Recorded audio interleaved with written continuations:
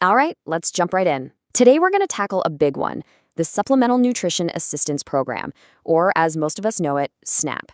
We're going to break down what it is, who it's for, and how it all works.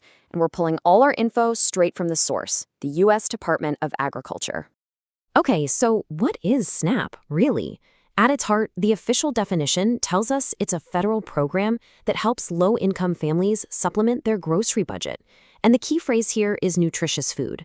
It's all about making sure people can afford the kind of food that's essential for good health. And here's the tagline for the program, which, honestly, really sums it all up. Putting healthy food within reach for those in need. This tells you everything you need to know about its mission, right? It's all about two things: making healthy food accessible and making it affordable. So we've got the what and the why. But that brings us to maybe the biggest question of all. Who's actually eligible for this program? Let's take a look. Yeah, am I eligible for SNAP? I mean, that's the question, isn't it? And what's interesting is that the source material, well, it doesn't just give you a simple checklist. It's more complicated than that.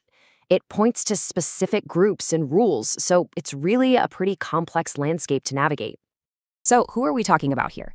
Well, the USDA materials mention a few key groups. You've got the general low-income families, of course, but then it gets more specific. There are special rules for able-bodied adults without dependents, or ABODs as they're known, and there are also policies around what's called alien SNAP eligibility for non-citizens. So right away you can see this isn't just about how much you make, it's a really tailored system. Okay, so let's say a family gets enrolled. The next logical question is, what can you actually buy with SNAP benefits? And no surprise, the rules here tie right back into that core mission of nutrition. Right, so the guidelines are all about making sure the money is going towards, you guessed it, nutritious food.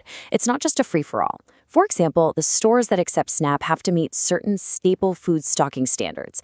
And there are even things called food restriction waivers to help encourage healthy eating.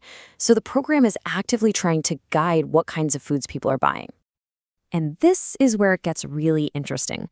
These rules, they're not static. They aren't set in stone. You can actually see the program evolving in real time. Just look at the kinds of documents on the USDA site. You've got proposed rules, news items, policy memos. It's a living, breathing program that's constantly being updated and shaped by new policies. Okay, but this brings us to another side of the story. You see, a federal program like SNAP doesn't exist in a vacuum. It's not just about rules and regulations. Its day-to-day operation can be hit hard by political events, especially when it comes to things like government funding.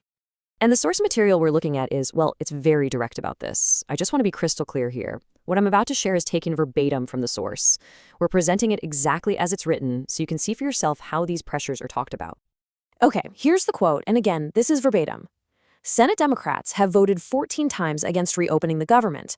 This compromises not only SNAP, but farm programs, food inspection. Senate Democrats are withholding services to the American people in exchange for health care for illegals, gender mutilation, and other unknown leverage points.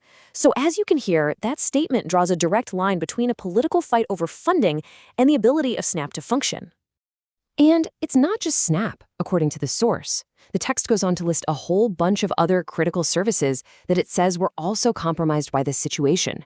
We're talking about farm programs, food inspection, rural development, a pretty wide-ranging impact. All right, so we've covered a lot of ground here, pulling directly from the official info. So what's the big picture? What are the main things to take away from all this? Let's do a quick recap. Okay, let's wrap this up. First, SNAP has a super clear mission: getting nutritious food to low-income families. Simple enough, right? Second, to do that, it has some pretty specific eligibility rules for different groups. Third, the program's rules are actively managed to push people towards healthier options. And finally, and this is a big one, its funding and its very ability to operate can get caught up in political battles.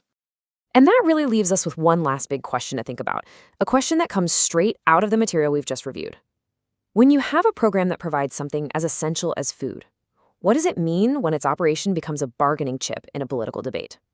It's something to think about, for sure.